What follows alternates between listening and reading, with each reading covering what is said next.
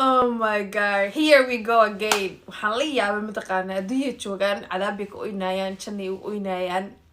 intee iskaga imaanaysaa meel iskaga imaada ma jirto hadda haddii la dhahaa nafta lagaa qaaday janna lagu geynaya mataqaanaa baroor buu qabsanaya iyo oohin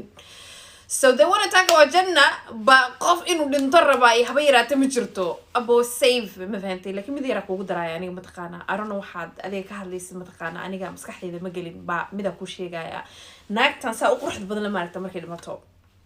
qabri in la dhigo lagama yaabo ma fahantay because qabri haddii la dhigaa abuuray cunaaya masay cunaaya jirkaas quruxda badan la mataqaanaa xayawaanka inaan siiyo no markaan dhinto waa liigu baaya badda liigu daraaya ma fahantay